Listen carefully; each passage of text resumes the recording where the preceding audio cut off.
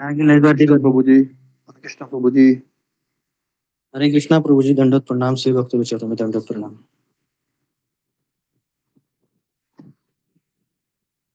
दंडवत प्रणाम प्रभु।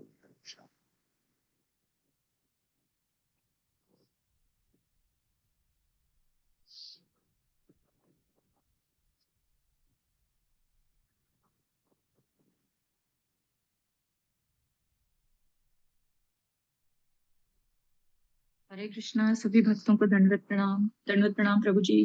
दंडवत प्रणाम माता जी। हरे कृष्णा।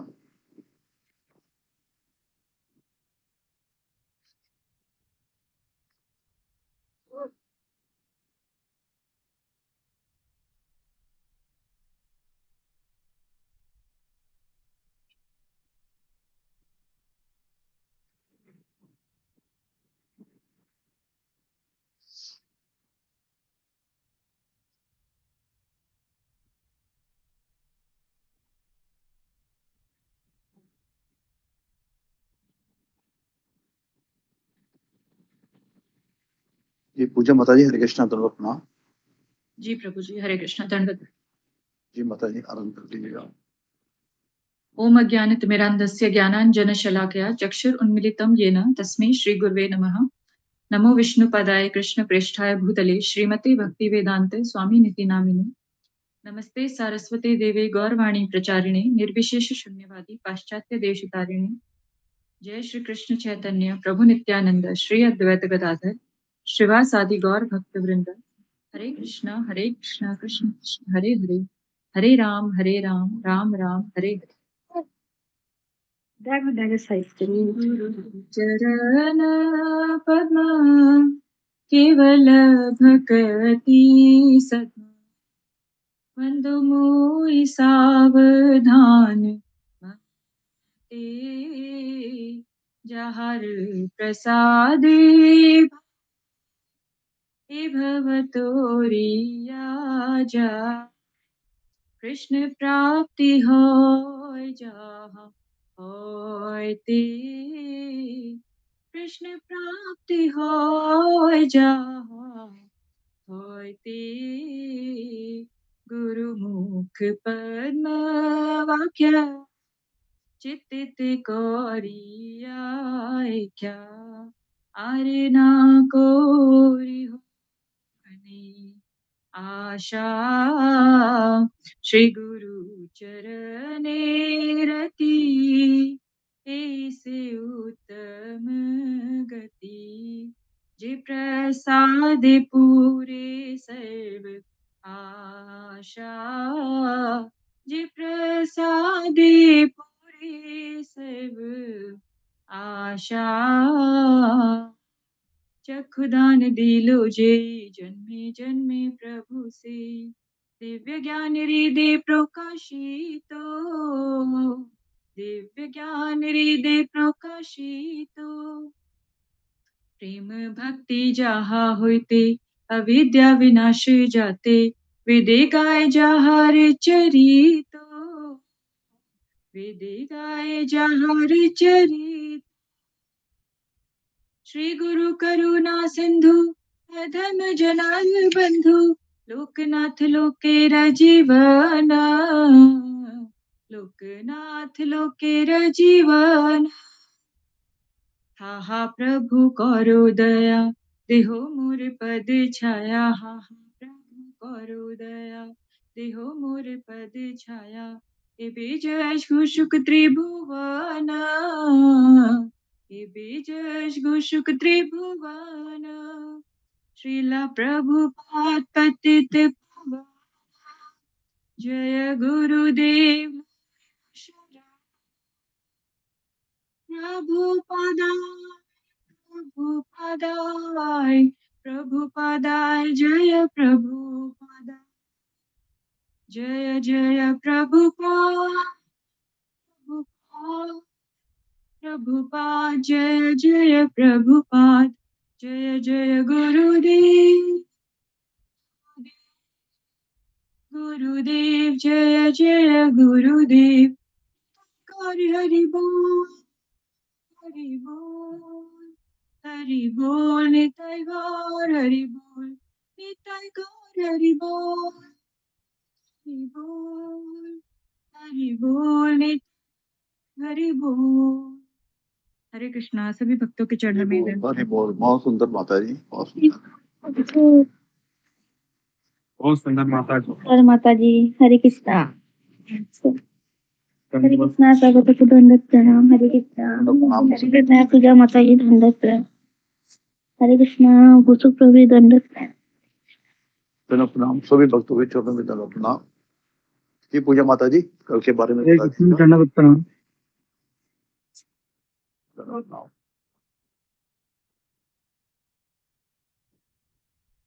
सभी भक्तों के चरणों में दंडवत प्रणाम। माता जी की कृपा से, गुरु जी की कृपा से थोड़ा बहुत कुछ समझ पा रही हूँ। हरे कृष्णा। सभी भक्तों को दंडवत प्रणाम। वही कहने का प्रयास कर रही हूँ और अगर मुझसे कोई भूल हो जाए तो मुझे क्षमा कर दीजिएगा। कल भागवतम के अध्याय 3 से की शुरुआत की थी गुरु जी ने, जिसका शीर्षक है समस्त अवतारों के स्रोत भगवान श्री कृष्ण।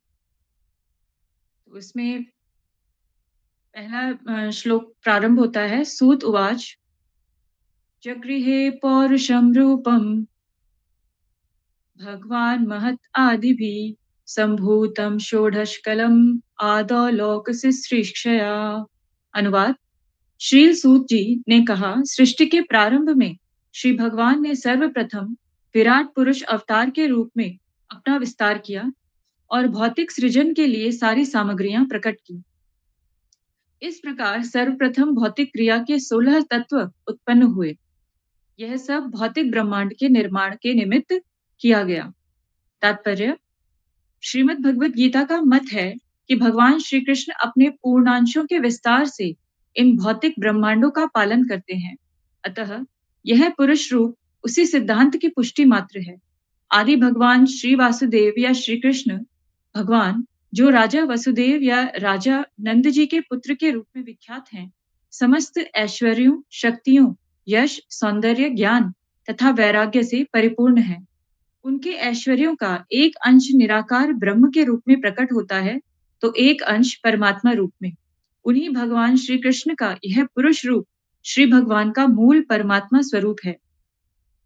भौतिक सृष्टि में 3 पुरुष रूप होते हैं और यह रूप जो कारणोदक्षाय विष्णु कहलाता है, तीनों में से प्रथम है। अन्य रूप है गर्भोदक्षाय विष्णु तथा क्षीरोदक्षाय विष्णु, जिनके बारे में हम क्रमशः जानेंगे।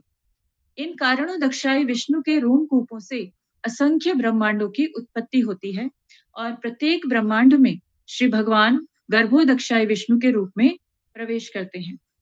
जैसा कि हम सभी जानते हैं कि हमारा जो ब्रह्मांड है, इसकी निर्मिति भी होती है और एक समय के बाद इसका प्रलय के कारण ये समाप्त भी हो जाता है। तो जितनी भी जीवात्माएं हैं, वो प्रलय के समय जो जीवात्माएं भगवान से जुड़ नहीं पाती, जो इस परम सत्य को नहीं जान पाती, वो प्रलय के समय फिर से जो महत तत्व है, जिसके बारे में हम आगे देखेंगे, उसमें जाके लुप्त हो जाती हैं और उसके बाद जब दोबारा से सृष्टि का निर्माण होता है, तो दोबारा से वो सारी प्रकट हो जाती हैं। तो उन्हीं जीवात्माओं के लिए भगवान इस ब्रह्मांड का सृजन करते हैं। लेकिन जब भगवान देखते हैं कि मुझे इस ब्रह्मांड की निर्मिति करनी है, लेकिन इस निर्मिति के लिए मुझे किन तत्वों की आवश्यकता पड़ेगी, तो उन तत्वों को निकालने के लिए भगवान महत तत्व का निर्माण करते हैं। तो सबसे पहले इस ब्रह्मांड को बनाने के लिए और इस ब्रह्मांड की देखभाल करने के लिए सबसे पहला जो भगवान अपना विस्तार करते हैं, वो पुरुषावतार के रूप में करते हैं, जो 3 प्रकार से होते हैं, जिसमें सबसे पहला जो उनका विस्तार आता है, वो कारणोदक्षाई विष्णु के रूप में आता है। उसके बाद जो विस्तार आता है, वो गर्भोदक्षाई विष्णु, और तीसरा जो विस्तार होता है उनका, वो क्षीरोदक्षाई विष्णु के रूप में होता है। तो जो कारणोदक्षाई, श्रीमद् भगवद गीता में यह भी उल्लेख है कि भौतिक जगत निश्चित अवधि के लिए उत्पन्न किया जाता है और फिर विनष्ट कर दिया जाता है। यह सृजन तथा संहार नित्य बद्ध जीवों के कारण श्री भगवान की इच्छा से किया जाता है। नित्य बद्ध जीवों में वैयक्तिक भाव या अहंकार होता है, जो उन्हें इंद्रिय भोग का आदेश देता है। तो यहाँ पर गुरुजी समझाते हैं कि बद्ध जीवों के कारण श्री भगवान की इच्छा से इस सृष्टि का सृजन और संहार किया जाता है। तो बद्ध जीवों के कारण क्यों? यहाँ पर क्यों बद्ध जीवों के कारण लिखा गया है? तो इसका सबसे पहला कारण यही है कि जो जीव है, वही इच्छा करता है अपने अहंकार की वजह से कि मुझे भोग करना है। अब मुझे सेवा नहीं करनी है और मुझे भोग करना है। तो उसके अंदर जब ये इच्छा जागृत होती है, तो उसी की इच्छा की पूर्ति के लिए भगवान इस ब्रह्मांड का निर्माण करते हैं। तो ऐसे ही जीवात्माओं को उन्हीं के भोग की इच्छाओं को पूर्ण करने के लिए इस भौतिक जगत में भेज दिया जाता है।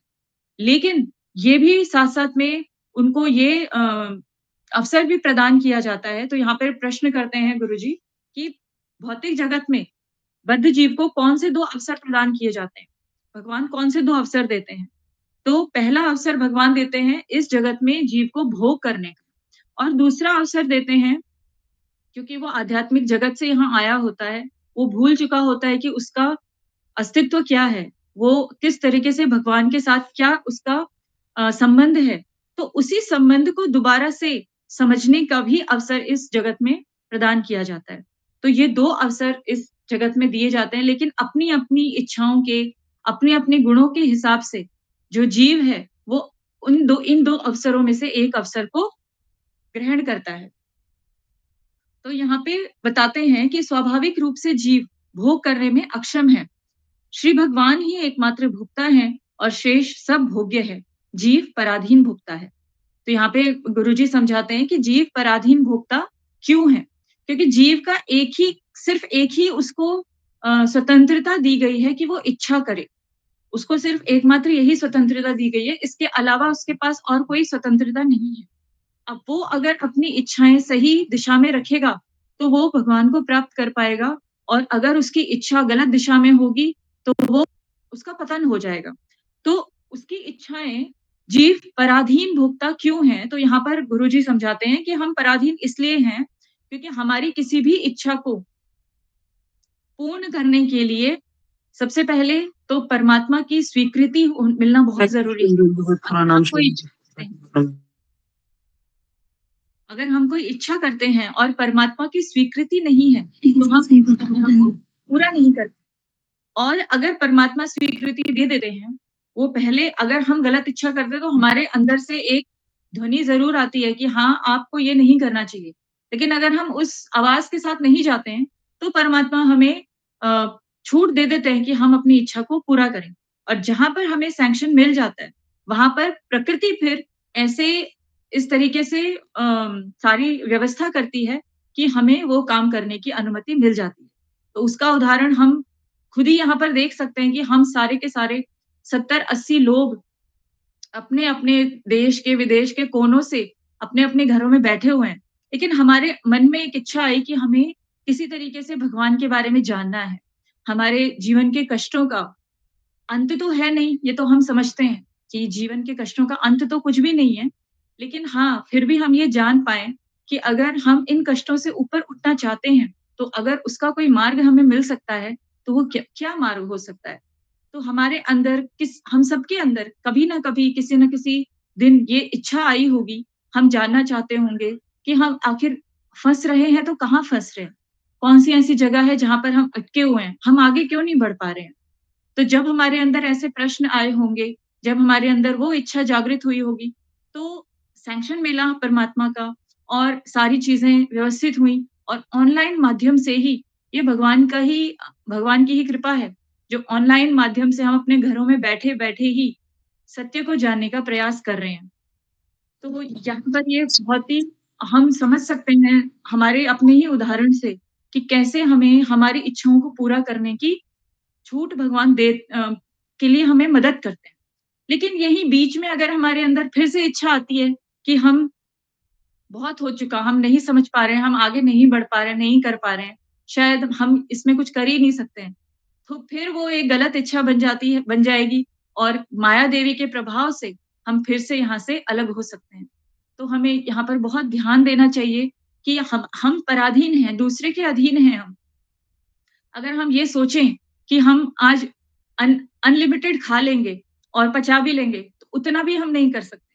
क्योंकि हमारी जो शरीर में जो अग्नि है, वो भी भगवान का ही विस्तार है एक तरीके से।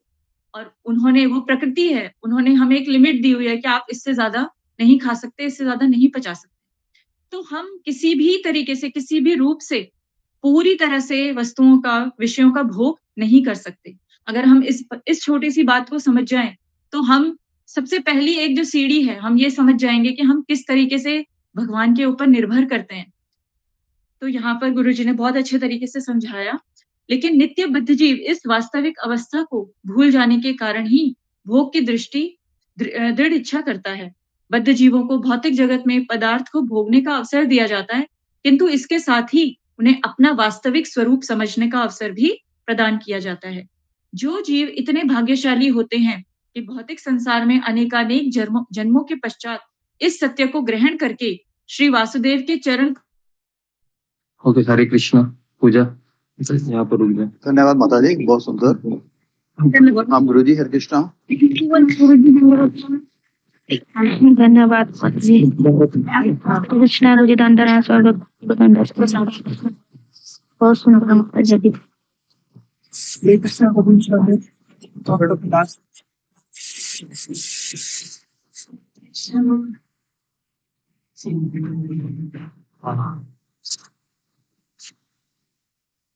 हरे कृष्णा।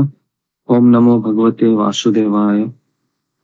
ओम अज्ञानतिमिरान्धस्य ज्ञानाञ्जनशलाकया चक्षुरुन्मिलितं येन तस्मै श्रीगुरुवे नमः।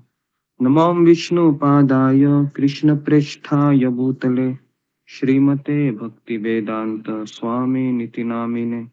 नमस्ते सरस्वती देवे गौरवाणी प्रचारिणे निर्विशेष शून्यवादी पाश्चात्य देश तारिणे। हे कृष्णा करुणा सिंधु दीन जगतपते गोपेश गोपिका कांत राधा कांता नमोस्तुते। तप्त कांचन गौरांगी राधे वृंदावनेश्वरी वृषभानुसुते देवी प्रणमामि हरिप्रिये। वाञ्छाकल्पतरुभ्यश्च कृपा सिन्धुभ्य एव च पतितानां पावनेभ्यो वैष्णवेभ्यो नमो नमः। श्री कृष्ण चैतन्य प्रभु नित्यानंद श्री अद्वैत गदाधर श्रीवासादि गौर भक्त वृंद। हरे कृष्णा कृष्ण कृष्णा हरे हरे, हरे राम राम राम हरे हरे। नारायणं नमस्कृत्यं नरं चैव नरोत्तमं देवीं सरस्वती व्यासं ततो जयामुदीरये। नष्टप्रायेषु अभद्रेषु नित्यं भागवत सेवया भगवतीरुत्तम श्लोके भक्तिर्भवति नैष्टिकी। कृष्णाय वासुदेवाय देवकी नंदनाय च नंदगोपकुमाराय गोविंदाय नमो नमः। मुखं करोति वाचालं पंगुं लंघयते गिरिं यत्कृपातमहं वन्दे श्रीगुरुदीनतारिणम्। ओके, हरे कृष्णा। सबका स्वागत है भागवतम के सत्र में। तो कौन सा श्लोक हमारा शुरू था? अशोक 3 नंबर श्लोक गुरु जी। ओके, 3 नंबर, ठीक है। 3 नंबर करना है आज। और गुरु जी कल रामानुजाचार्य जी का आविर्भाव दिवस भी है। कल है ना? ओके, आवाज आ रहा है मेरा? शुभ चावला। जी आ रहा है गुरु जी। तो श्लोक क्रमांक 3।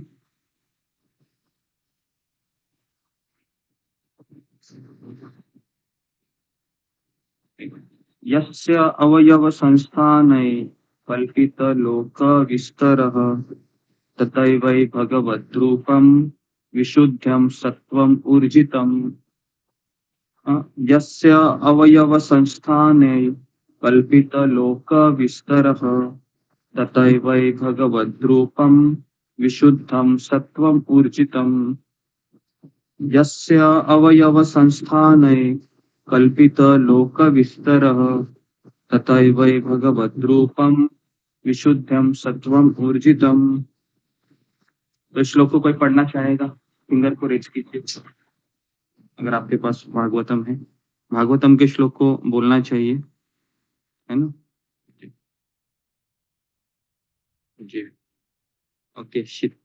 गौरी राठौड़। हरे कृष्ण हरे कृष्ण।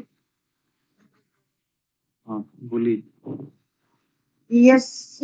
यस्यावयवै संस्थानै कल्पितो लोकविस्तारे तद्वै भागवतो रूपं विशुद्धं सत्त्वं ऊर्जितम्। Hare Krishna. Okay next Gauri Rathore. Hare Krishna Hare Krishna.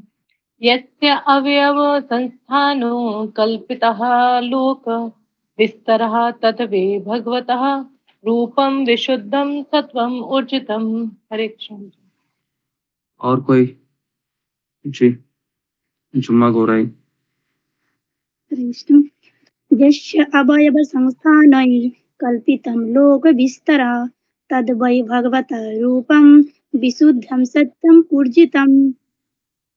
Okay Reena Gangwar. जी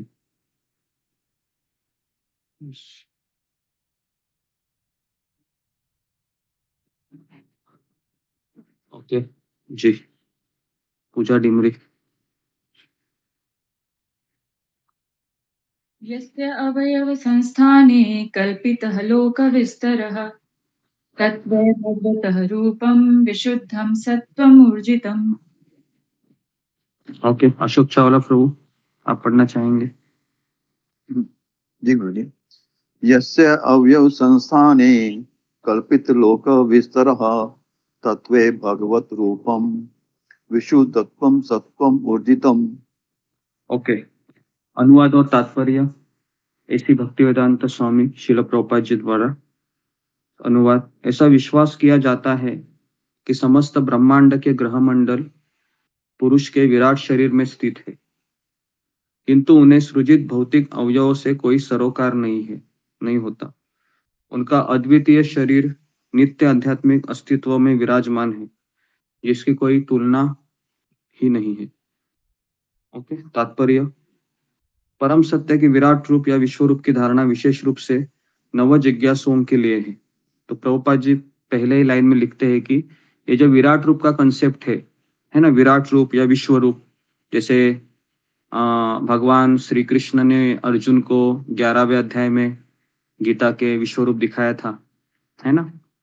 अब ये विश्व रूप हो या फिर विराट रूप हो, ये उन लोगों के लिए है जिनको भगवान के साकार रूप में विश्वास नहीं है। तो इसके लिए उनको एक इमेजिनेशन, एक कल्पना दी जाती है कि ये पूरा संसार एक विराट रूप है, सूर्य भगवान की आंखें हैं, चंद्र भगवान की आंखें हैं। तो इस तरीके से उनको इमेजिनेशन के रूप में ये सब बताया जाता है। तो फिर जिस तरह से भागवतम के दूसरे अध्याय में इसका वर्णन है सारा, कि भगवान का मस्तक क्या है, भगवान की छाती क्या है, भगवान का पेट क्या है, भगवान की भुजा क्या है, भगवान का पैर क्या है। तो इस तरीके से जो लोग भगवान को साकार रूप में नहीं मानते हैं, जो निराकारवादी होते हैं, निर्विशेषवादी होते हैं, वो इसी तरीके से भगवान के अस्तित्व को अपने जीवन में अपनाते हैं। लेकिन ये हमारे लिए नहीं है, ठीक है, क्योंकि हम तो भगवान को साकार रूप में स्वीकार करते हैं। तो जो भगवान के दिव्य रूप के विषय में सोच सकने में अक्षम होते हैं। अक्षम का अर्थ है कि वो स्वीकार ही नहीं कर पाते कि कृष्ण ही भगवान है करके। उन्हें लगता है कि विराट रूप ही सब कुछ है, क्योंकि मुझे कृष्ण दिखता नहीं है, मुझे कृष्ण दिखाई नहीं दे रहे, तो मैं कैसे स्वीकार करूं। तो ऐसे अल्प बुद्धि लोगों को फिर इमेजिनेशन के तौर पर समझाया जाता है। ठीक है, तो उनके लिए रूप का अर्थ है इस भौतिक जगत से संबंधित कोई वस्तु है। तो जब भगवान के रूप को वो देखना चाहते हैं तो उन्हें ऐसा लगता है कि जो मेरे आंखों के द्वारा मुझे दिखाई दे रही हो मेरे सामने, मैं उसी के ऊपर भरोसा कर सकता हूँ, या फिर मैं उसी के ऊपर विश्वास कर सकता हूँ। मेरा ये आंखें, उसको पता ही नहीं कि मेरे आंखें हैं वो जड़ वस्तु है, मेरे में 4 भौतिक दोष हैं, है ना। वो इसको स्वीकार ही नहीं कर पाते। उनको लगता है कि जो मेरे आंखों से मैंने देखा, जो मैंने कानों से सुना, बस वही सच है। तो इस ऐसे लोगों को अल्प बुद्धि कहते हैं, है ना। तो इसलिए इनके लिए रूप का अर्थ है कि जैसे कि भगवान के जगत से संबंधित कोई वस्तु है ना। इस संसार में भगवान ने संसार बनाया ऐसे है कि शुरुआत में जीवात्मा है, कोई भी वस्तु की अभिलाषा करता है या कोई व्यक्ति की अभिलाषा करता है कि मुझे वो चाहिए, मुझे वो चाहिए, वो मुझे मिलना चाहिए, है ना। लेकिन भगवान ने यहाँ पर हर एक वस्तु, हर एक व्यक्ति इस तरीके से डिजाइन किया गया है कि पहले तो आपको चीज मिलेगी नहीं, उसके लिए आपको बहुत कष्ट करना पड़ेगा। और मान लो कि मिल भी गई तो मिलने के बाद भी आपको दुखी होना निश्चित है, क्योंकि समय के प्रभाव से हमें उस वस्तु से, हमें उस व्यक्ति से अलग किया जाता है और हम फिर एक मछली की तरह हम तड़पने लगते हैं और फिर इस तड़प में ही हम अपना शरीर को छोड़ देते हैं। तो अक्सर भगवान ने भौतिक जगत को डिजाइन ही ऐसा किया गया है कि बहुत गंदा चीज है लेकिन उसको खूबसूरत पैकेट किया है, पैकेजिंग, और फिर हम सोचते हैं कि बहुत सुंदर जगह है या फिर बहुत सुंदर वस्तु है, मुझे जाना चाहिए। लेकिन जैसे हम उसको अप्रोच करते हैं तो तुरंत हमको झटका लगता है या हम उससे आसक्त हो जाते हैं और फिर समय के प्रभाव से वो चीज हमसे हमेशा के लिए दूर की जाती है। और फिर वो पुराने जो हिंदी फिल्म के सॉन्ग है ना, वह व्यक्ति फिर गाने लगाकर सुनता रहता है। तो ये भौतिक जगत के स्वरूप को पहले हमको समझना चाहिए कि भगवान ने इसको क्यों बनाया है, किस लिए बनाया गया है। क्योंकि मुझे तो इस संसार में ही रहना पड़ेगा और अगर मुझे मरना भी है तो मैं अपनी इच्छा से नहीं मर सकता हूँ, क्योंकि मरना भी बहुत पेनफुल है। तो मुझे जीना तो पड़ेगा, लेकिन हम जीते हमको ये भी पता होना चाहिए कि मुझे भक्ति भी करनी है और भक्ति करते हुए मुझे बहुत सारी चीजों को देखना है, समझना है, जानना है ना। तो जी, तो जब तक हम इस भौतिक संसार से परे भगवान है, उनके भक्त है, उनकी भक्ति है, इसको हम जब तक देख नहीं पाते हैं, तब तक हम इसी माहौल में अटकते रहते हैं। मेरा परिवार, है ना, मेरे घर के बर्तन, मेरे घर की वस्तु, मेरा 2 व्हीलर, मेरा 4 व्हीलर, या फिर बहुत सारी चीजें हैं हमारे जिंदगी में जिससे हम जाने अनजाने में आसक्त हुए हैं।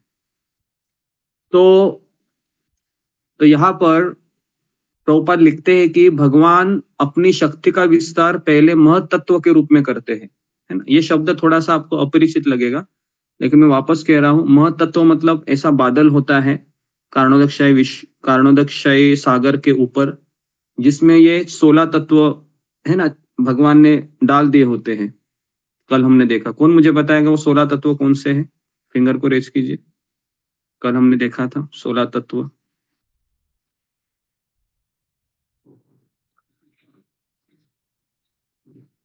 जी, ओके, प्रतीक्षा सोमानी।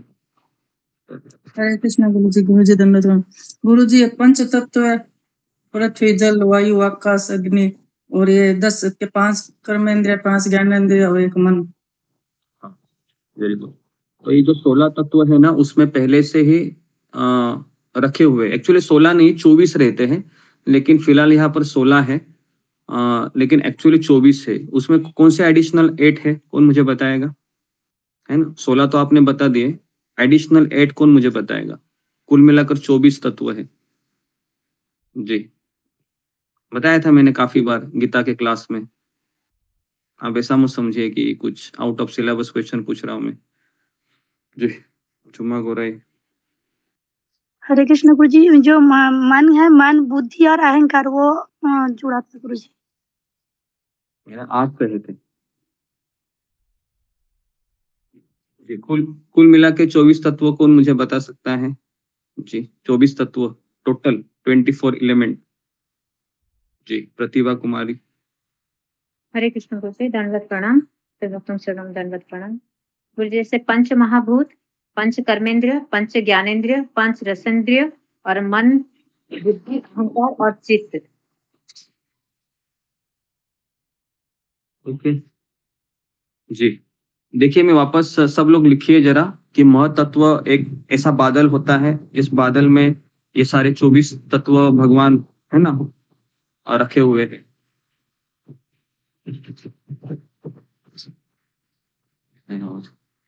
पहले लिखिए पंच महाभूत, पृथ्वी, अग्नि, जल, वायु, आकाश, ठीक है। प्लस 5 कर्मेंद्रिय, हाथ, पैर, मुंह, है ना, गुदद्वार, उपस्थ, और 5 ज्ञानेंद्रिय, है ना, हाथ, सॉरी, कान, नाक, त्वचा, आंखें, जिह्वा। टोटल कितने हो गए? 15 हो गए, ठीक है। प्लस 5 इंद्रिय विषय। इंद्रिय विषय मतलब गंध, स्वाद, है ना, रूप, और क्या है, स्पर्श, और एक रह गया, शब्द। हाँ, शब्द जी। तो ऐसे 20 हो गए ना, ठीक है। 21 लिखिए मन, बुद्धि, अहंकार। 21, 22, 23 और 24 है प्रकृति के 3 गुण। तो ये 24 तत्व का एक महत्त्व होता है, बड़ा पैकेज होता है। जितना भी ब्रह्मांड में सामग्री चाहिए, इस जो महत्त्व है ना, उसी में से लिया जाता है ना, ठीक है। तो ये कवरिंग होती है जी। अब ये महत्त्व है, ये एक्टिवेट कब होता है? कौन बताएगा? फिंगर को रेज कीजिए। ये महत्त्व एक्टिवेट कब होता है? अब ये फिलहाल मान लो कि एक रूम है, जैसा ये मेरा रूम है। मेरे रूम में मैंने सब गेहूं, चावल, दाल, है ना, ऑयल सब मैंने डाल दिया अभी, बराबर है। अभी वो एक्टिवेट कब होगा? वो सारा गोडाउन है मान लो एक। अभी ये गोडाउन एक्टिवेट कब होगा? जब कोई लेडीज या जेंट्स उसमें प्रवेश करके, है ना, दाल चावल की बोरी को उठाकर लेगा, तब वो एक्टिवेट हो जाएगा। फिर वो सामान धीरे धीरे खत्म होगा। हाँ बताइए जी, सुजाता। हरे कृष्णा गुरु जी, दंडवत प्रणाम सभी भक्त उदन। गुरु जी, जब महाविष्णु कारणोदक विष्णु इसके ऊपर दृष्टिपात करते हैं, वो एक्टिवेट होता है। जी, ओके, वेरी गुड। हाँ, तो महाविष्णु है जब अपने ग्लांस करते हैं महतत्व के ऊपर, तो फिर वो एक्टिवेट होने लगता है, और फिर धीरे धीरे धीरे धीरे महतत्व में से असंख्य ब्रह्मांड है उत्पन्न होते हैं और उसी में चले जाते हैं, और समय आने पर वो उसमें से निकल जाते हैं। ओके, तो इस तरीके से महतत्व का भी बहुत बड़ा रोल है। ओके, तो जी, कितने लोगों को समझ में आया है महतत्व कंसेप्ट?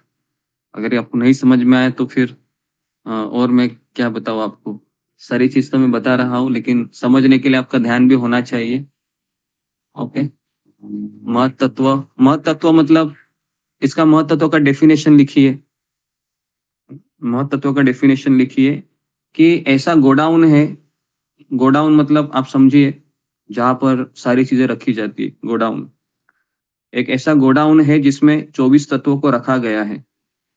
ओके, उसको महतत्व कहते हैं। गोडाउन है।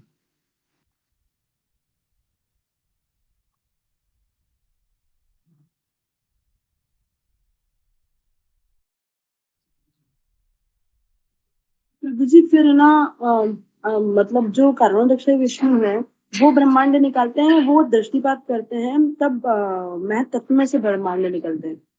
जी जी, मतलब कारणोदक विष्णु वो उनके ऊपर दृष्टिपात करते हैं और महतत्व में से ब्रह्मांड निकलते हैं, ऐसे है। जी हाँ, तो उनके रंध्रों से ब्रह्मांड निकलते हैं, लेकिन वो महतत्व में प्रवेश करते हैं, और फिर महतत्व के थ्रू वह इसमें आ जाते हैं, संसार में, भौतिक जगत में।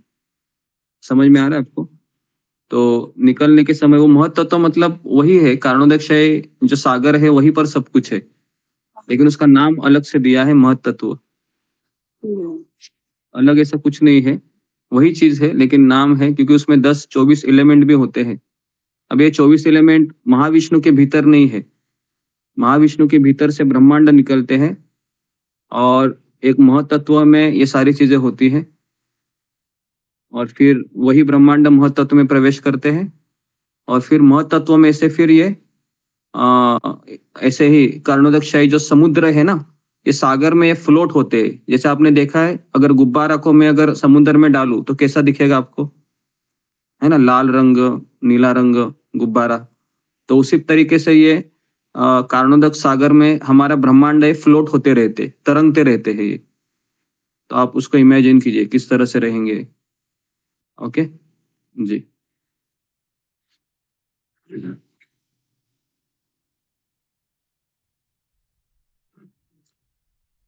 तो एक प्रकार से भगवान की शक्ति का विस्तार तथा स्वयं श्री भगवान एक है, किंतु साथ ही साथ महतत्व श्री भगवान से भिन्न भी है। देखिए यहाँ पर आपके प्रश्न का उत्तर है कि भगवान एक है लेकिन महतत्व भगवान से भिन्न भी है। एक भी है, भिन्न भी है, मतलब उनकी शक्ति है वो महतत्व, लेकिन उनसे अलग भी है वो। ओके, तो फलस्वरूप श्री भगवान की शक्ति तथा भगवान एक ही साथ भिन्न भी है और अभिन्न भी है। इसको कैसे हम समझेंगे, कौन मुझे बताएगा कि भगवान की शक्ति और भगवान ये दोनों एक साथ भिन्न भी है और अभिन्न भी है, मतलब अलग भी है और सेम भी, अलग भी नहीं है ना। समझने के लिए थोड़ा कठिन है, लेकिन कोई दिमाग लगाकर बता सकता है कि कैसे भगवान की शक्ति है एक समय में अलग भी है और एक भी है। जी ओके, पूजा डिमरी बता सकते हैं, बताओ। हैंड पहले से ही रेस था गुरुजी। तो कोई बात नहीं ना, ट्राई करो। मुझे जैसे जहां तक समझ में आ रहा है कि जैसे हम किसी पेड़ को ही ले सकते हैं, तो पेड़ की बहुत सारे पार्ट्स निकलते हैं। जैसे जैसे बीज से एक पौधा बनता है, तो उसी बीज से पेड़ बना, और वही पेड़ आगे चल के हमें फल देता है। तो वो फल पेड़ की ही अपनी शक्ति से निकलता है, लेकिन वो फल अलग भी हो जाता है। ओके, कुछ तुम सही बोल रही हो, ठीक है। और किसी को कोई ट्राई करेगा? देखो ये चीज अगर आपको समझ में आई ना, तो आप फिलोसॉफी में एक्सपर्ट हो जाओगे। जी ओके जी, मीनाक्षी रावत। हरे कृष्ण गुरुजी, दंडवत प्रणाम। सही भक्तों को दंडवत प्रणाम। गुरुजी, जैसे आप जीवात्मा और भगवान का भी देते हैं, अग्नि का भी आप उदाहरण देते हैं कि जैसे अग्नि होती है और चिंगारी होती है, तो चिंगारी अलग भी है और अग्नि भी है, तो वो दोनों चीज उसमें देते हैं। जी जी जी, तो ये सही उत्तर है। और तो आपको अभी समझ में आया होगा कि भगवान की शक्ति हम जीवात्मा है, बराबर है, हम भगवान से ही आए हैं, बराबर है। तो एक तरीके से हमारा शरीर भी सच्चिदानंदमय है, भगवान का शरीर भी सच्चिदानंदमय है, हम भगवान की शक्ति है। लेकिन भले हम भगवान की शक्ति है, लेकिन भगवान से अभिन्न भी है। अभिन्न किस रूप में अभिन्न है हम? तो भगवान विभु है, हम अनु है। विभु मतलब भगवान स्वराट है और मैं एक छोटा सा सूक्ष्म अंश है उनका। जैसे चिंगारी है, अग्नि और चिंगारी दोनों में समान गुण है, एक तरीके से दोनों में उतनी ही कैपेसिटी है ना, लेकिन एक है अनु है, दूसरा विभु है। और दूसरा है पिता पुत्र का भी एग्जांपल आप दे सकते हैं, है ना। आपके पुत्र का जैसा पुत्र है वो पिता से आया हुआ होता है, एक तरीके से पुत्र अपना नाम भी लगाता है ना, स्कूल में बीच में पिताजी का नाम लगाता है वो।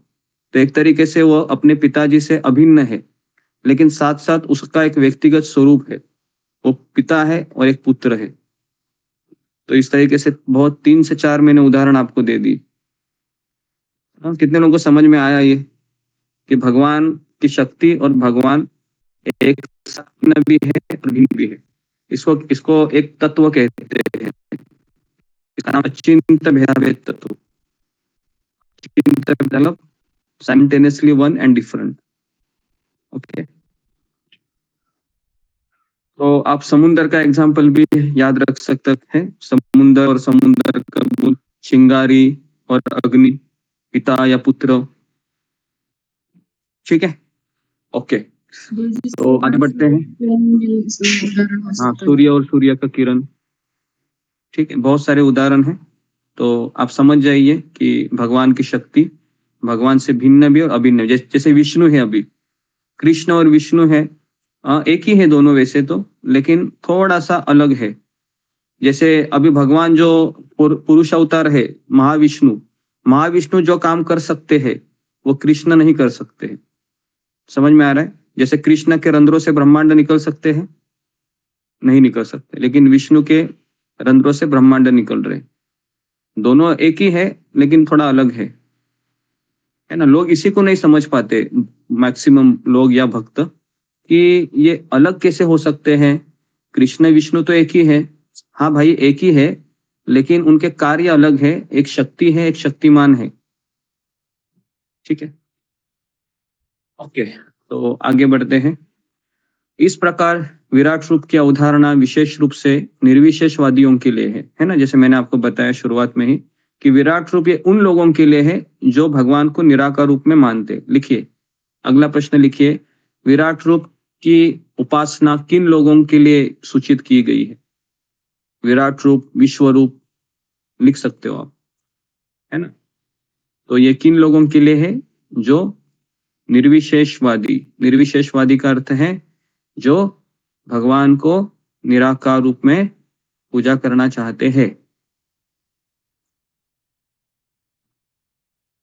ठीक है जी। निर्विशेषवादी, शून्यवादी, निर्विशेषवादी, है ना। शून्यवादी का अर्थ क्या है? कौन मुझे बताएगा? चलो, निर्विशेषवादी मैंने आपको बता दिया, अभी आप मुझे शून्यवादी बताइए। निर्विशेष शून्यवादी पाश्चात्य देशतारिणी, है ना, हम रोज गाते हैं। शून्यवादी का अर्थ क्या है जी? ओके, ऋतु जटवानी। हरे कृष्ण प्रभु जी, तो दंडवत प्रणाम, सभी को जल्दी दंडवत प्रणाम। प्रभु जी, ये जो ये शून्यवादी होते हैं ना, वो ये सोचते हैं कि एंड में सब कुछ जीरो हो जाएगा, कुछ भी नहीं रहेगा। शून्य मतलब जीरो। तो हाँ, मतलब बराबर है, लेकिन इसका ग्रॉस मीनिंग क्या है? ग्रॉस मीनिंग मतलब शून्यवादी, हाँ, सब कुछ जीरो हो जाएगा। ओके, बेसिकली शून्यवाद का अर्थ है कि भगवान का अस्तित्व ही नहीं है ना। नास्तिक होते हैं ये लोग कि भगवान कुछ है नहीं, खाओ पियो मजा करो, मरने के बाद सब शून्य होने वाला है, सब खत्म होने वाला है। समझ में आ रहा है आपको? ऐसे लोग होते हैं कि नहीं? आपके अड़ोस पड़ोस में बहुत लोग रहते हैं ऐसे। खाओ पियो मजा करो, कर्जा ले लो, अय्याशी करो, है ना। किसने देखा है कल, बोलते हैं कि नहीं, कल किसने देखा है, खाओ पियो मजा करो। तो ये होते हैं शून्यवादी। इनको भगवान कुछ मतलब नहीं है। ये लोग बहुत गधे की तरह काम करेंगे, सैलरी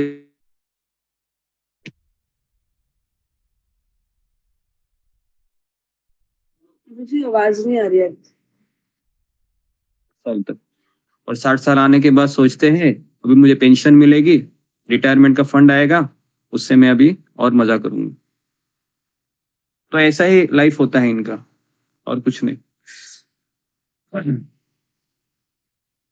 तो ओके, तो आगे बढ़ते हैं कि हाँ, निर्विशेषवादी और शून्यवादी पाश्चात्य देशतारिणी। पाश्चात्य देश ये ऐसे ही है, दो तत्वों से भरे, निर्विशेषवादी और शून्यवादी। ठीक है, तो भगवान का दिव्य रूप महतत्व की सृष्टि के पूर्व से विद्यमान रहता है। ठीक है, भगवान का नित्य रूप मतलब शाश्वत स्वरूप, ये पहले से विद्यमान होता है। यहाँ पर इस बात पर बल दिया गया है कि भगवान का नित्य रूप प्रकृति के गुणों से परे होता है। हम सबको पता है कि महाविष्णु है, गर्भोदक्षाय विष्णु है, क्षीरोदक्षाय विष्णु है, ये प्रकृति के 3 गुणों से डील करते हैं। क्योंकि इनका कनेक्शन दुर्गा देवी से होता है, क्योंकि ये सृष्टि को मैनेज कर रहे हैं तीनों विष्णु। लेकिन ये प्रकृति के 3 गुणों के अधीन नहीं है, क्योंकि ये महाविष्णु है। समझ में आ रहा है आपको? तो इसको भी थोड़ा सा आप नोट कीजिए। कृष्ण का इस संसार से कोई कनेक्शन नहीं है, भगवान कृष्ण का या बलराम जी का, है ना। भगवान का कनेक्शन यहाँ पर नहीं है, केवल 3 विष्णु का ही कनेक्शन है इस संसार से। कारणोदक्ष विष्णु है, अभी भी है क्या नहीं वो? अगर आपको क्या लगेगा, अब हम की चर्चा कर रहे हैं तो अभी भी हो है, सुन रहे होंगे वो कारणोदक्ष सागर में, कि हम भागवतम का पहला स्कंद पढ़ रहे हैं, उनके बारे में सोच रहे, सुन रहे, है ना।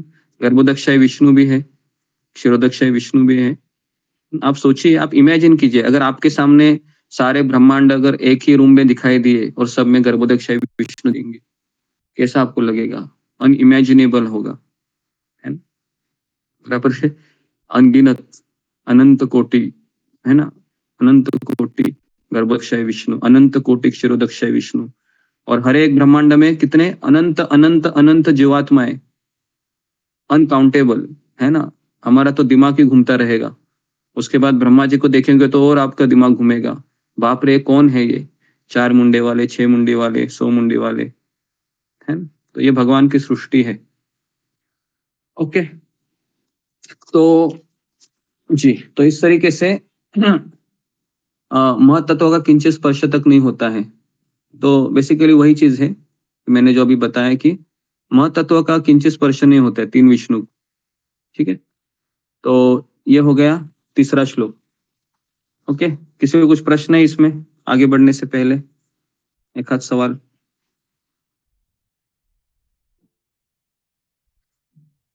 ओके, तो जटवानी। और क्वेश्चन ये भी करने के लिए, तो जैसे आपने बताया कि भगवान श्री कृष्ण का कोई भी कनेक्शन नहीं होता है, तो जैसे गजेंद्र जी या फिर द्रौपदी जी, फिर वो भगवान विष्णु भगवान श्याम आए थे या उसमें भी विष्णु जी आए थे? मतलब ये चीज समझ नहीं आ रही है।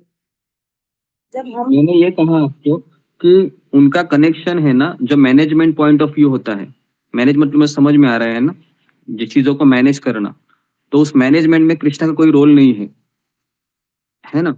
लेकिन अभी ये जो तुमने उदाहरण दिया कि गजेंद्र है या फिर द्रौपदी है, तो ये तो एक आध्यात्मिक कनेक्शन हो गया कृष्ण से, है ना, क्योंकि वो उससे प्रेम करते हैं। प्रेम करना अलग बात है और मैनेज करना अलग बात है।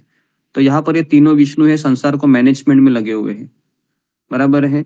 कहीं पर लिखा हुआ है क्या ऐसे कि आप महाविष्णु की भक्ति में लग जाइए, गर्भोदक्ष विष्णु की भक्ति में लगी जाए? कहीं पर भी नहीं लिखा है।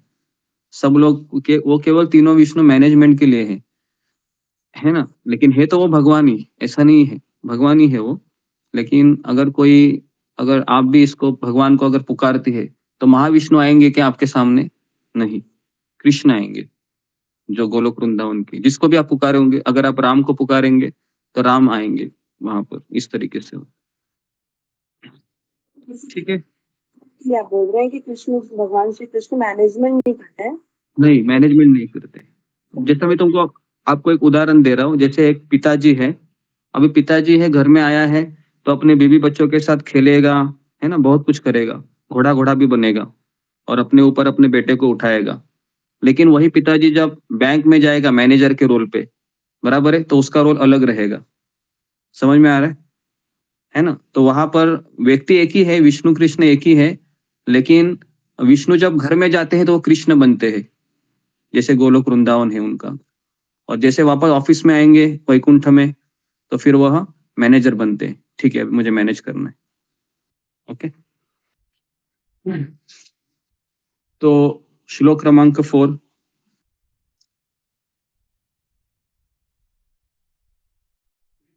ओके, तो ये श्लोक का रिदम थोड़ा सा हम 4 है। पश्यन्ति अद्रुपम अदभ्र चक्षुषा सहस्त्रपाद उर्भुज आनन अद्भुतम सहस्त्रमूर्ध श्रवणक्षिनासिकम सहस्त्रमौली अंबर कुंडल उल्लसत। जी, अनुवाद। भक्तगण अपने विमल नेत्रों से उन पुरुष के दिव्य रूप का दर्शन करते हैं जिनके हजारों पांव है, हजारों जंघाएं है। जंघा मतलब जो घुटने का ऊपर का हिस्सा। ओके, फिर कहते हैं हजारों भुजाएं है, हजारों मुख है, ये सब अद्वितीय है। उस शरीर में हजारों सिर है, हजारों आंखें है, हजारों कान है, हजारों नाक होते हैं। वे हजारों मुकुट तथा चमकते कुंडलों से अलंकृत है और मालाओं से सुसज्जित होते हैं। ये कौन से रूप का वर्णन आता है? ये वर्णन आता है विश्वरूप, विराट रूप। विराट रूप।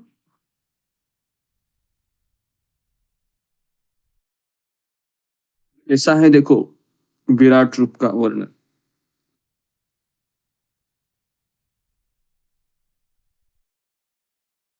देखिए, तो तात्पर्य में प्रभुपाद लिखते हैं कि हम अपनी वर्तमान भौतिक इंद्रियों से भगवान को रंच मात्र भी नहीं देख पाते। क्यों नहीं देख पाते? कौन मुझे बताएगा? फिंगर को रेज कीजिए। हम अपनी वर्तमान भौतिक इंद्रियों से, इससे मेरे आंखें से मैं भगवान के दिव्य भगवान को देख नहीं पा रहा हूं। अगर मेरे सामने भी रहेंगे, क्यों? जी बताइए। जी वैशाली तट। हरे कृष्ण गुरु जी, दंडवत प्रणाम। सभी भक्तों को दंडवत प्रणाम। गुरु जी, आपने कहा था कि हमारी जो इंद्रिय है वो अपूर्ण है और एक अपूर्ण चीज से हम, भगवान पूर्ण है, उस पूर्ण को हम नहीं देख सकते। और इसका उत्तर, हम पूर्ण है, पूर्ण को नहीं देख सकते। नेक्स्ट, क्या यही सबका उत्तर है या इसके अलावा किसी का उत्तर है? हम भगवान को क्यों नहीं देख सकते हैं? ओके, तो यही इसका उत्तर है। जी पूजा डिमरी। कृष्ण गुरु जी, दंडवत प्रणाम। सही वक्त। गुरु जी, आपने बताया, पहले भी बताया कि प्रेम चक्षु होने जरूरी है। उसके लिए हमारे पास प्रेम नहीं है भगवान के प्रति, शुद्ध प्रेम होना जरूरी है, तभी देख सकते हैं। जी ओके। भुजा वालों को देखना, मतलब भगवान को देखना आसान है, लेकिन द्विभुज भगवान को देखना आसान नहीं है।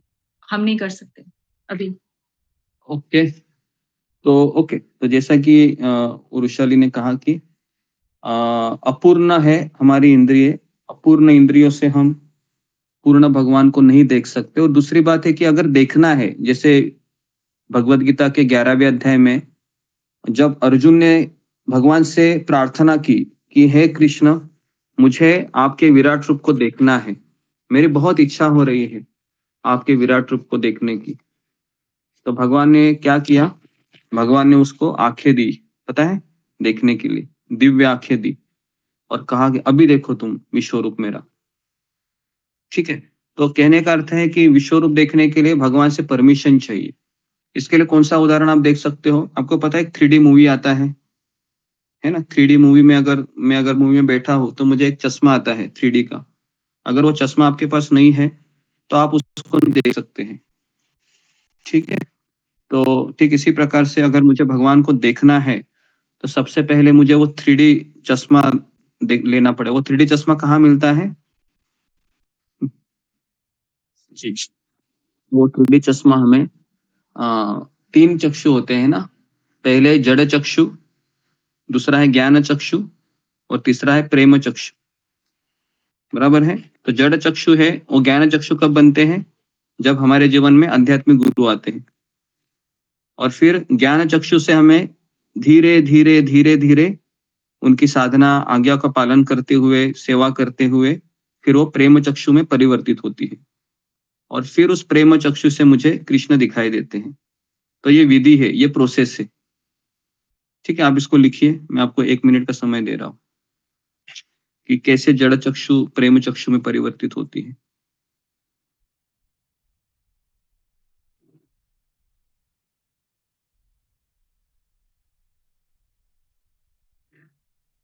हरे कृष्ण प्रभु जी।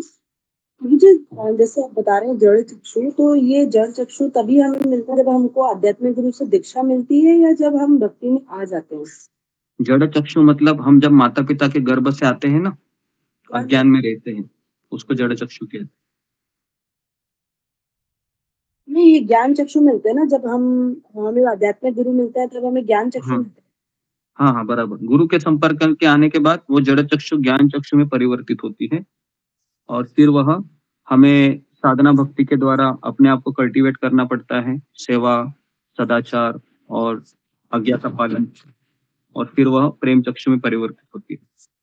तो प्रभु तो जी, ये ये जो चक्षु ये आध्यात्मिक गुरु की दीक्षा मिलने से मिलते हैं, या मतलब पहले ही, जैसे हम जब ये हाँ पढ़ रहे हैं? जी, अभी कैसा है ना, अभी मान लो आपकी दीक्षा भी नहीं हुई है, लेकिन लेकिन वो तो औपचारिकता है। अनौपचारिकता रूप से आप शिल प्रभुपाद के ज्ञान को तो आत्मसात कर रहे हैं, बराबर है ना। तो फिर ये ज्ञान चक्षु तो आपका हो गया है।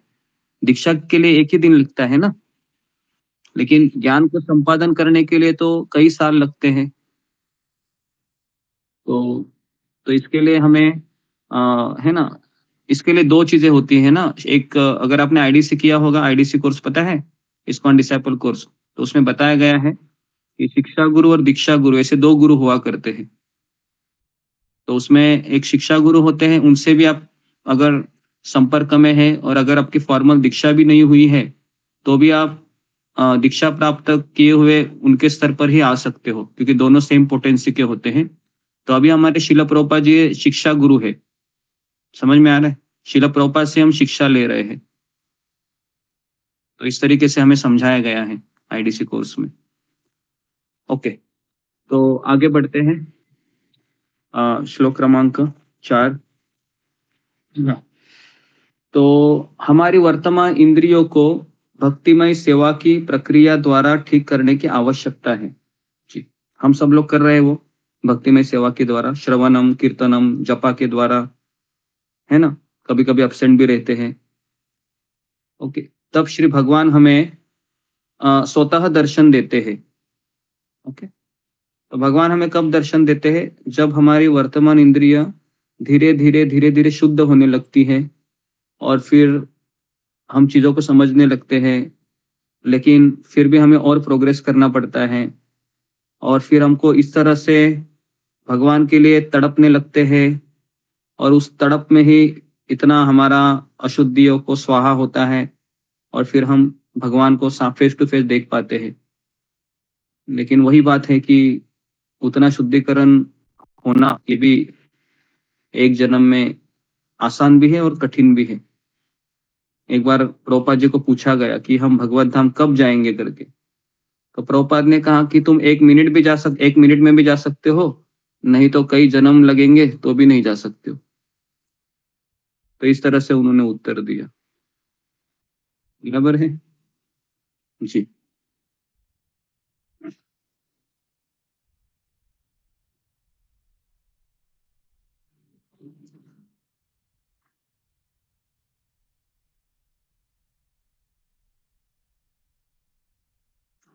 ओके, सबको समझ में आ रहा है जी क्या हो रहा है?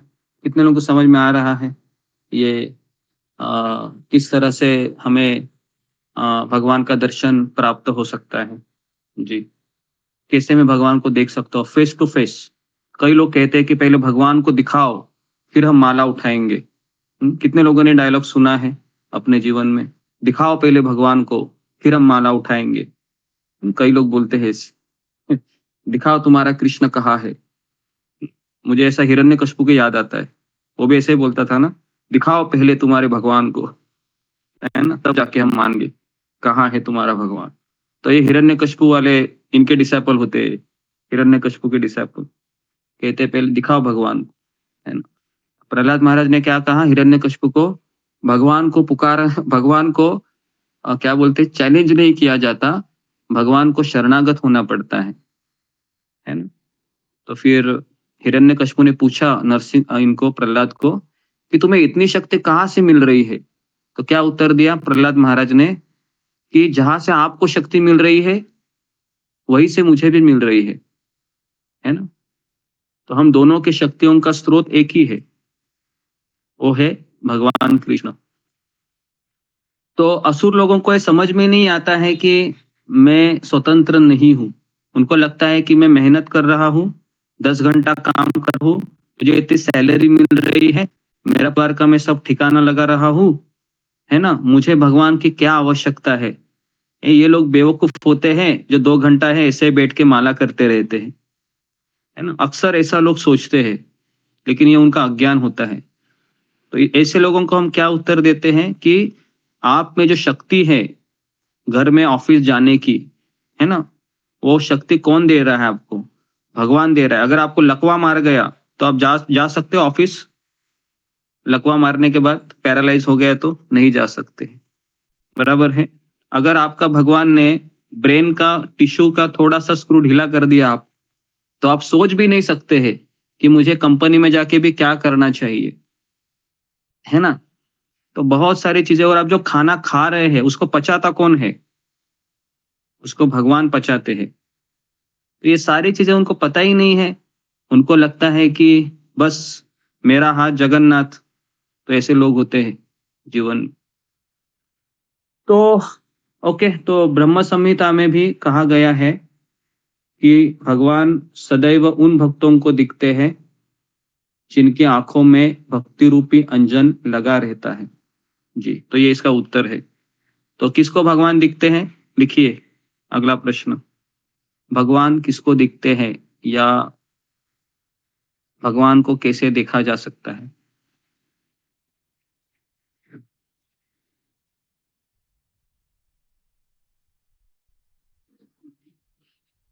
भगवान को कैसे देखा जा सकता है? कैसे देखा जा सकता है? किसको वो श्लोक आता है ब्रह्म संहिता का? फिंगर को रेस कीजिए। किसी को ब्रह्म संहिता का वो श्लोक आता है जिसमें ब्रह्मा जी कहते हैं कि कैसे आप भगवान को देख सकते हैं? जी बताइए। जी फिंगर को रेस कीजिए, किसको आता है? At least 2 line. नहीं? ओके, प्रतिभा कुमारी। हरे कृष्ण गुरु जी, दंडवत प्रणाम। शिव भक्तों के चरणों में दंडवत प्रणाम। गुरु जी, श्लोक है,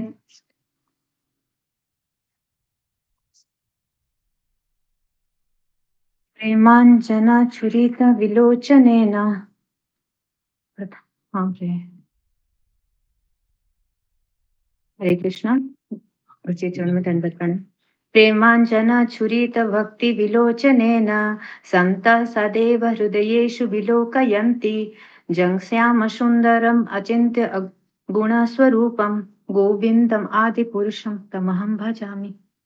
ओके जी, तो कितने लोगों को ये श्लोक याद है ऐसे बाय हार्ट? अभी तुमने पढ़ के बताया प्रतिभा, या ऐसे ही सुना है? नहीं प्रभु जी, ऐसे ही सुना है, थोड़ा सा भूल गई। ठीक है। Last 3 number line. ओके, तो ये जो श्लोक है ये सबको याद होना चाहिए कि प्रेमांजन छुरित भक्ति विलोचनेन संत सदैव हृदयेषु विलोकयन्ति यम श्याम सुंदरम अचिंत्य गुण स्वरूपम गोविंदमादि पुरुषम तमहम भजामि। तो जिसके आंखों में प्रेम का अंजन लगा है, अंजन मतलब काजल, है ना, काजल लगाते हैं ना, जैसे माँ लगाती है बच्चे पे, तो है ना, तो जिसको लगाया रहता है तो उससे बच्चा सुंदर दिखता है।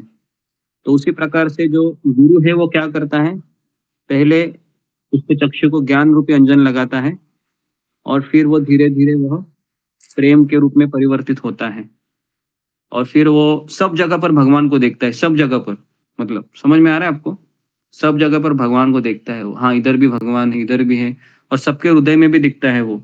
सब जगह भगवान है। तो इसके लिए फिर उसके लिए अगर वो मंदिर में जाए या मंदिर के बाहर आए, उसके लिए कोई मैटर नहीं है। क्योंकि अभी हम मंदिर में क्यों जाना पड़ता है हमें पता है? कौन मुझे बताएगा हम मंदिर क्यों जाते हैं? जी फिंगर फोरेज कीजिए। मंदिर में ही क्यों जाते हैं? क्या ऐसा कारण है कि हमें इस्कॉन मंदिर जाना पड़ता है? घर में भी है विग्रह, ऐसा नहीं है। घर में भी सब पता है, हम करते हैं सेवा विवा सब, लेकिन फिर भी हमें मंदिर जाने की आवश्यकता पड़ती है, क्यों? जी जी, सुमित पाठक। हरे कृष्णा गुरु जी, दंडवत प्रणाम सभी भक्त के चरणों में। गुरु जी कहते वहाँ पर भक्त जन मिलते हैं और उनका संग मिलता है। ओके जी। और बात आपकी सही है। और थोड़ा प्रतिभा कुमारी। हरे कृष्ण गुरु जी, दंडवत प्रणाम। गुरु जी, हम जो घर पे विग्रह होते हैं वो वहां पे सिर्फ हमारी सीमित है, और पर मंदिर में जो होते हैं बाहर से भी भक्त लोग आते हैं, वैष्णव लोग आते हैं, उनके चरण धूलि मंदिर में भी पड़ते हैं। और भगवान जो मंदिर के चाहे प्रसाद हो उनका दर्शन भी हो जाता है भक्तों का भी, और उनकी चरण धूलि जो मंदिर में पड़े हुए होते हैं उसका भी हमको कृपा मिलती है। हरे कृष्ण गुरु जी।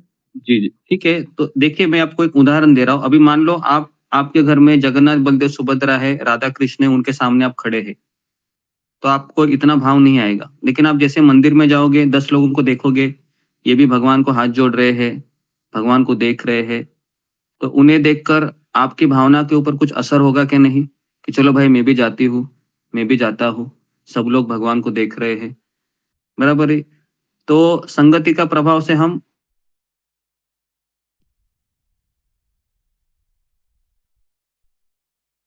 आवाज नहीं आ रही गुरु जी। आवाज नहीं आ रही। बराबर है भगवान से बात कर सके। तो हमें दिन में कम से कम 2 बार भगवान से बात करनी चाहिए, सुबह सुबह और शाम को।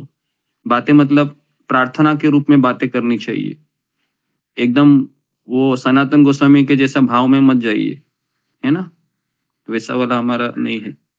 हम साधक है, तो साधक जरा प्रार्थना करता है ना, कि भगवान मुझे आप अपने आश्रय में रखिए, मुझे आपके भक्तों का संग प्रदान करते रहिए, मेरी माला हमेशा होती रहिए, और जिंदगी भर में गुरु और कृष्ण की सेवा में लगा रहो।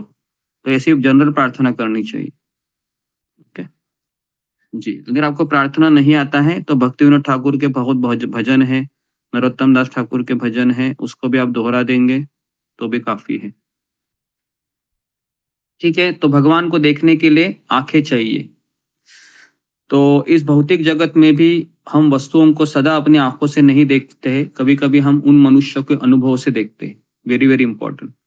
तो आध्यात्मिक गुरु जब प्रवचन करते, जैसे प्रभुपाद जी जब प्रवचन करते थे, तो प्रभुपाद जी भगवान के इतना सुंदर वर्णन करते थे कि प्रभुपाद जी के शब्दों के माध्यम से, उनके अनुभवों के माध्यम से उनके शिष्यगण है वो भगवान की महिमा को देख पाते थे, भगवान की महिमा को समझ पाते थे। क्योंकि शब्द ध्वनि है, इसमें बहुत ताकत होती है। समझ में आ रहा है? पूरा आध्यात्मिक जो ज्ञान है ये कानों के माध्यम से हमारे भीतर प्रवेश हो रहा है, आंखों के माध्यम से नहीं। ये आंखें मेरी जड़ है ना। लेकिन अगर मान लो कोई अंधा है लेकिन उसके कान है, वो अच्छा शिष्य बन सकता है। लेकिन जिसके कान ही नहीं है, केवल आंखें है, तो वो अच्छा शिष्य नहीं बन सकता है। क्यों? क्योंकि आध्यात्मिक ज्ञान है आंखों के द्वारा नहीं, कानों के द्वारा प्राप्त किया जाता है।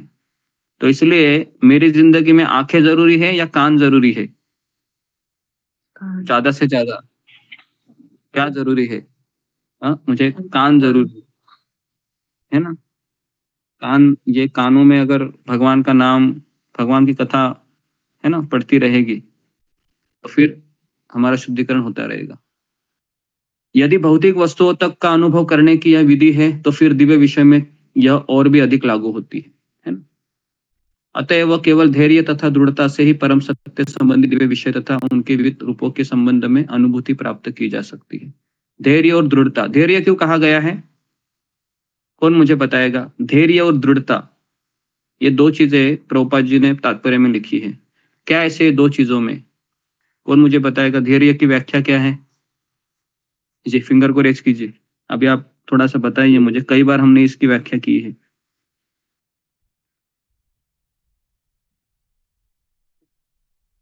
जी हाँ, बाकी के लोग हैं केवल देखते मत रहिए, ये लोग आगे जाएंगे, आप लोग ऐसे ही रहेंगे फिर, है ना। 50 60 70 लोग रहते हैं, लेकिन कुछ लोग केवल वो टीवी शो देखने की भूमिका निभा रहे हैं। आप थोड़ा सा पार्टिसिपेट करने का प्रयास कीजिए। ओके जी। अंजलि साहू। हरे कृष्ण गुरु जी। जैसे में आने में क्या क्या वापस बोलो। जीवन में आने वाले आपको विषयों को बचाना है, उसको धैर्य करना। ओके, जीवन में आने वाले यशों को पचाना, इसको धैर्य करते हैं। ओके, इसके अलावा किसी का डेफिनेशन है या यही डेफिनेशन है? और कोई बताना चाहेगा? जी, रीति दबास। हरे कृष्ण गुरु जी दंडवत प्रणाम। हरे कृष्ण सही भक्तों को दंडवत प्रणाम। गुरु जी मान सम्मान की आशा ना रखना। मान सम्मान की आशा न रखना। ओके, नेक्स्ट प्रतिभा कुमारी। हरे कृष्ण गुरु जी धन्यवाद प्रणाम से भक्तों को धन्यवाद। गुरु जी, सुजाता माता जी ने एक बार बोला था जैसे कि अपयश को और असफलता को पहचाना एक ही है। अपयश और असफलता एक ही बात हो गई। ओके, तो ये इसका उत्तर है। अभी अभी मेरा अगला सवाल है कि असफलता को क्यों पचाने की बात यहाँ पर प्रभुपाद जी कर रहे हैं? क्या ऐसा है भक्ति मार्ग में? तो मैं आपको बताना चाह रहा हूँ, भक्ति मार्ग में हम कई बार असफल होते हैं। इसका अर्थ क्या है? कई बार हम चलेंगे, कई बार हम गिरेंगे, कई बार वापस उठना है, वापस चलना है। चलने के बाद वापस ऐसा होगा कि चलते रहेंगे? नहीं, वापस गिरेंगे, वापस उठना है, वापस चलना है। ऐसा कितनी बार होगा? कितनी बार होगा? बार बार। इसका उत्तर है हमेशा यही चलता रहेगा, अंतिम समय तक ऐसा ही चलता रहेगा। उठना है, उठ के वापस चलना है, वापस गिरेंगे, वापस खड़े होंगे, वापस चलेंगे, वापस ऐसा कुछ होगा जीवन में, माया का अटैक होगा, गिरेंगे, गिरने के बाद उठना भी है। हमारा प्रॉब्लम क्या है? गिरने के बाद अगर हम ये समझ लिए कि मैं नहीं कर सकता, मेरे बस की बात नहीं है, तो फिर हम चले गए, फिर हम फेल हो गए। समझ में आ रहा है? अगर मैं गिरूंगा कोई बात नहीं कृष्ण, लेकिन मैं उठूंगा जरूर। इसको कहते हैं धैर्य। क्लियर है? इसको धैर्य कहते हैं। तो इसलिए अगर कोई भक्त गिर रहा है, कोई बात नहीं, हम सब लोग पतित है, हम लोग गिरेंगे ही, लेकिन गिरने के बाद सुबह 4 बजे उठना है वापस। समझ में आ रहा है? सुबह 4 बजे उठ के जपा करना है, उसको ये धैर्य। दूसरा है दृढ़ता। दृढ़ता का अर्थ क्या है? कि धैर्य को बनाए के रखने के लिए दृढ़ता चाहिए, मतलब दृढ़ निश्चय। ओके, मैं करूंगा ही, मैं उठूंगा ही, मैं कृष्ण तक चलूंगा ही, मैं सत्संग में आऊंगा ही। तो इसको डिटर्मिनेशन कहते, दृढ़ता। ओके, तब जाके फिर हमें भगवान प्राप्त होते। तो नवजिज्ञासुओं के लिए वे स्वरूपहीन है, किंतु दक्ष सेवक के लिए वे दिव्य रूप से युक्त होते हैं। ठीक है, तो 2 श्लोक हमने कवर किए, तो मैं यहाँ पर रुकता हूँ। किसी का कुछ सवाल है आज के इस पे तो हम फिंगर को रेस कीजिए, 5 मिनट है। ये अशोक चावला प्रभु है या चले गए? चले गए। ओके जी, वृषारी तट। हरे कृष्ण गुरु जी धन्यवाद प्रणाम से प्रणाम। गुरु जी, आपने कहा है 3 विष्णु है आध्यात्मिक जगत में, इनका कोई रोल नहीं है। अगर मुझे ये पूछना है कि वैकुंठ में उनकी क्या पूजा की जाती है? क्या ये भगवान का ये विस्तार जो है उनकी? वैकुंठ लोक में वैकुंठ लोक होते हैं, और उसमें अलग अलग वैकुंठ लोक में, जैसे नरसिंह भगवान का वैकुंठ लोक है, तो वहां पर नरसिंह भगवान की पूजा होती है। दूसरा वैकुंठ लोक है वराह का, तो वहां पर वराह देव की पूजा होती है।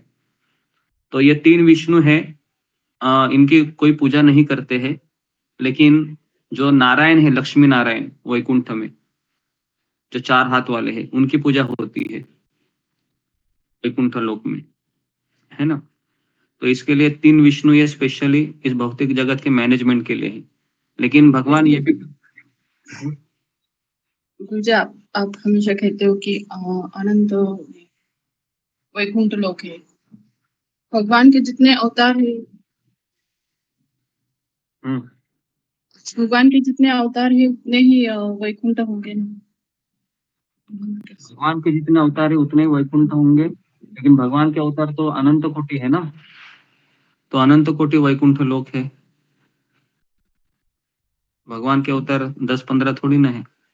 भगवान के अवतार तो अनंत कोटि वैकुंठ लोक है ना। वहां जाने के बाद ही पता चलेगा ना ये सब चीजें। अभी तो हम किताबों में देख रहे हैं केवल है करके। ठीक है जी। और किसी का प्रश्न है? सबको समझ में आया? ओके चलो बहुत अच्छी बात है। तो यहाँ पर हम रुकते हैं। आप सबका बहुत बहुत धन्यवाद। श्रील प्रभुपाद की जय, गुरुदेव की जय। हरे हरे